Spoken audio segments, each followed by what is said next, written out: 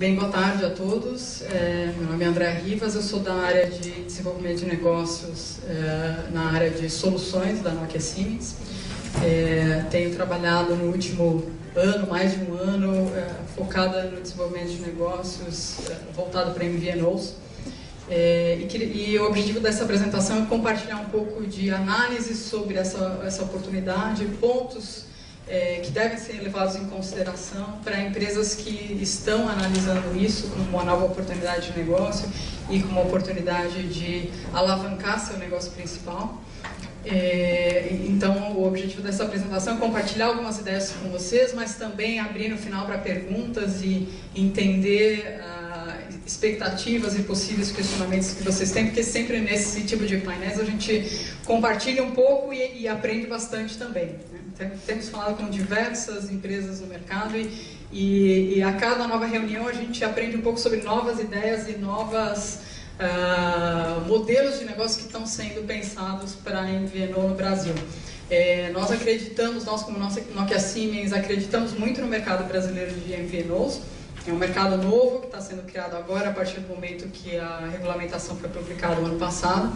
E nós acreditamos que esse vai ser um dos maiores mercados mundiais em número de assinantes MVNOs. Alguns dos dados que eu vou mostrar aqui vão mostrar por que a gente acredita nisso.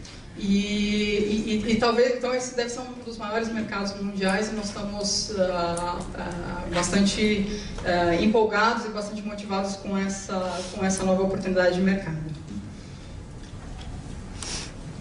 Então, eu infelizmente não consegui participar do painel durante a manhã, tinha algumas reuniões, então não sei como é que foi o painel do ambiente regulatório, mas para colocar um pouco de conceituação, começar pela conceituação, nós entendemos o conceito de MVNO como uma operadora que para o cliente, de forma transparente, ela se posiciona como uma operadora celular no mercado, mas que com duas diferenças.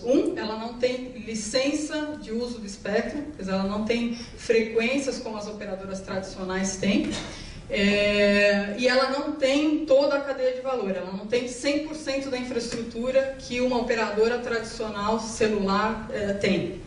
Então, essas são duas diferenças importantes entre uma operadora, digamos assim, móvel tradicional e uma operadora dita virtual, uma MVNO.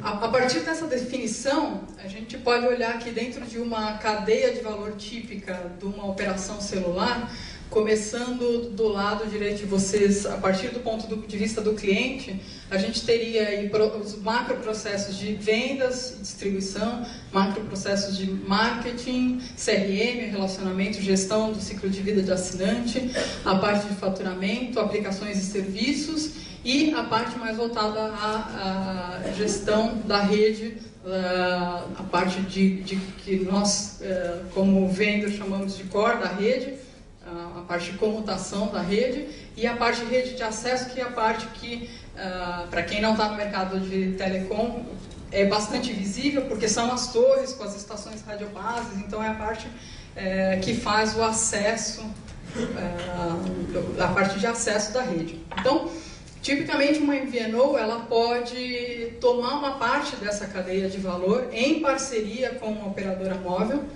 e essa parte é o que pode ser o que está marcado aqui como roxo. Então, pode ser desde simplesmente tomar uma parte dos processos de marketing e distribuição, e tudo que está para trás continua sendo responsabilidade da operadora móvel tradicional, quanto pode ser tomar todo esse espectro, inclusive tendo plataformas de aplicação, inclusive tendo bases de dados de assinante, inclusive fazendo o billing, o controle do pré-pago, e podendo gerenciar de forma flexível a precificação dos serviços para o assinante, independente do contrato de atacado que ela tem com a operadora.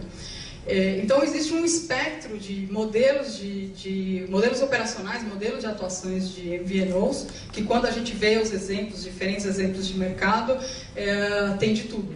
ela pode estar posicionada aí das mais diferentes formas. O importante é que essa definição de qual é a parte da cadeia de valor que eu, como MVNO, vou tomar, decorre do plano de negócio, decorre de como eu vou me posicionar e do que eu quero atingir com a minha MVNO.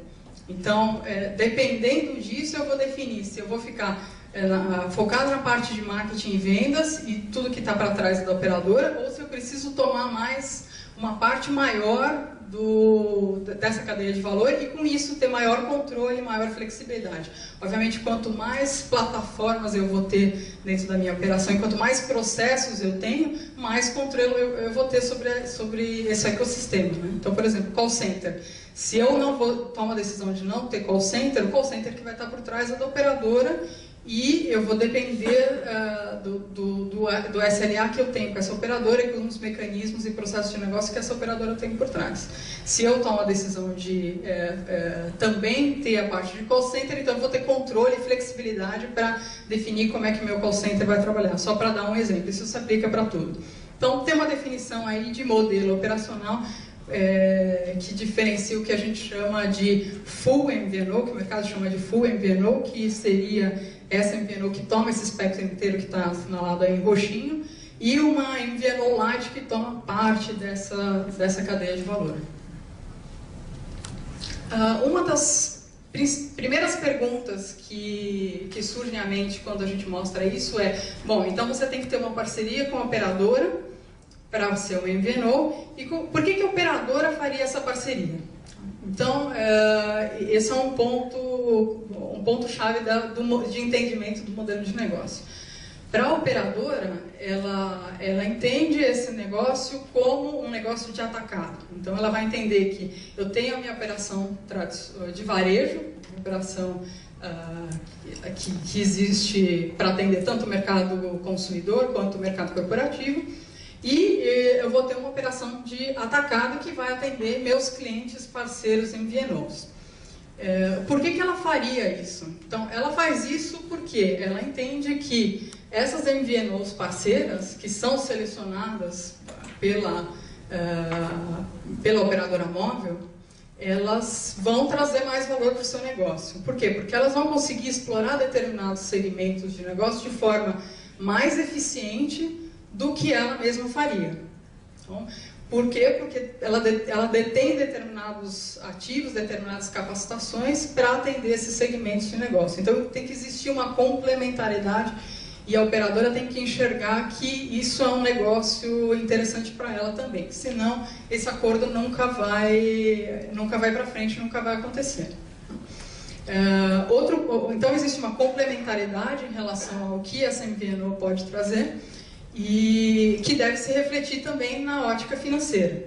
Então, o mercado de atacado é um mercado que é altamente rentável para a operadora. Por quê? Porque a operadora não tem custo de aquisição de cliente, ou tem um custo de aquisição de cliente muito baixo. Esse custo de aquisição de cliente, que é um custo importante das operadoras, ele passa a ser transferido para essa MVNO. Por outro lado, ela vai ter uma receita média por assinante mais baixa, porque claramente ela vai ter que abrir mão de uma parte da sua margem para negociar um contrato de atacado com essa operadora, mas o resultado final disso é de margens que, de acordo com médias de mercado, são 3 vezes maiores do que aquelas que as operadoras têm no mercado de varejo tradicional. Então, existe um racional financeiro muito forte para que as operadoras comecem a enxergar como uma grande oportunidade de atuar no mercado de atacado também, de forma complementar à estratégia que elas têm no varejo. Então, isso a gente tem visto nos diversos mercados onde se introduz uma regulamentação de MVNO ou começam a surgir MVNOs no mercado, de que existe um processo de amadurecimento também pelo lado das operadoras, de entendimento dessa oportunidade, mas que, passado o momento inicial, que pode ser de questionamento ou de resistência, as operadoras começam até a competir umas com as outras pelos melhores MVNOs, pelos MVNOs que trazem um negócio mais interessante e que tem um modelo de negócio diferenciado. Então, começa a existir uma disputa por market share no mercado de atacado. Então, esse é o racional pelo lado das operadoras. Tem que ser um negócio complementar e financeiramente interessante também pro lado da operadora. Pelo lado de possíveis candidatos a MVNO, a gente tem aí alguns elementos chaves, né? Então, que empresas que se interessam pelo negócio de MVNO? Se nós olharmos os cases de mercado, que são mais de 600 operadoras hoje catalogadas como em operação de MVNO, e tem os mais diferentes modelos de negócio, perfis de empresa que entraram nisso. Eu vou mostrar alguns mais adiante, mas vocês vão ver que existem empresas com diferentes backgrounds. Empresas que vêm do segmento de varejo, empresas que vêm do mundo de telecom, mais da área fixa, empresas que vêm do mundo de TV por assinatura, empresas que vêm da área financeira. Então, existem os mais variados perfis de empresa que começam a olhar isso como uma oportunidade. Como oportunidade do quê? De novos negócios, de ter um negócio de receitas vinculadas à mobilidade, ou de estender a sua oferta atual. Por exemplo, é o caso das empresas de TV a cabo ou das empresas fixas, que é complementar o portfólio e ter uma oferta completa de comunicações. As empresas olham para isso também como uma forma de alavancar seus ativos. Então, se eu tenho uma marca muito forte, uma rede de distribuição muito forte, uma base de clientes estabelecida e fidelizada, ou eu tenho uma operação de atendimento ao cliente e um know-how de atendimento ao cliente muito competitivo. Então, uma série de ativos que podem ser alavancados do negócio principal dessa empresa que está entrando na mobilidade para criar uma operação de MVNO. Mas é importante que esses ativos existam. Um terceiro motivador é a fidelização. Então, criar um canal de comunicação adicional com essa minha base de clientes e criar planos de incentivo, planos de fidelização para essa base de assinantes. Ou então criar um canal de comunicação que seja mais barato. Por exemplo, uma instituição financeira que queira motivar o uso de serviços financeiros móveis, que vão ser que tem um custo de atendimento muito mais baixo do que um custo na agência, por exemplo, ou que podem atender um perfil de clientes diferentes, um perfil de cliente não bancarizado, que ela não tem acesso hoje e que não tem uma conta corrente, mas tem uma assinatura de serviço celular ou tem um pré-pago na mão. Então, como chegar a esse assinante? Então, esses são pontos que estão na cabeça de empresas que olham para isso como uma nova oportunidade. Para que isso aconteça, evidentemente, como eu comentei, é preciso que as operadoras móveis enxerguem também uma oportunidade nesse relacionamento, e é interessante que exista uma regulamentação, que no caso brasileiro já existe, que defina papéis e responsabilidades de cada um dos lados, que defina as bases do modelo para que isso seja possível.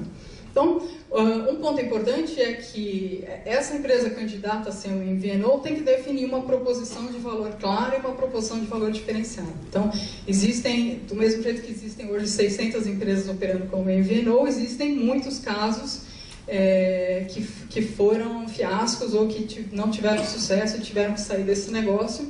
E um dos motivos, muitas vezes, é por não ter essa proposição de valor muito bem definida. É seguir um hype que está se falando, então vamos entrar nisso, mas não houve todo um processo de avaliação e definição de como criar vantagem competitiva nesse negócio. Então, tem que ser pensado de forma clara como é que você vai se posicionar nesse negócio, qual que é a proposição de valor. Então, onde há a oportunidade de criar uma vantagem competitiva, como eu comentei, que ativos eu tenho para entrar nesse negócio?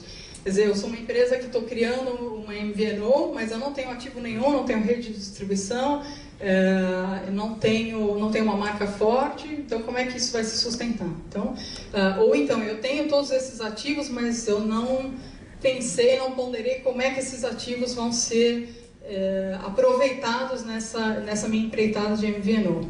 Então, esse é um ponto importante para ter em mente também.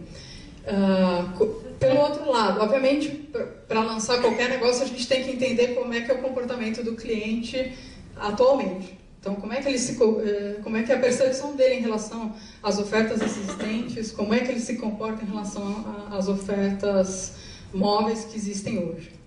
E, finalmente, como é que a oferta de mobilidade interage com o meu negócio principal.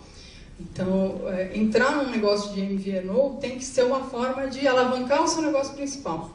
Quer dizer, você pode até ganhar dinheiro com o negócio de MVNO, mas ele precisa principalmente alavancar as suas receitas com seus negócios principais. Né? Tem que ter uma sinergia entre isso. E isso também tem que estar muito bem pensado no plano de negócio e na proposição de valor. Então, essas são algumas perguntas muito abrangentes, mas que são perguntas iniciais importantes para empresas que estão avaliando isso como uma oportunidade. Obviamente, o segundo passo depois é depurar muito mais cada um desses itens, mas eu acho que vale a pena colocar essas perguntas na mesa. Vou ilustrar algumas dessas perguntas.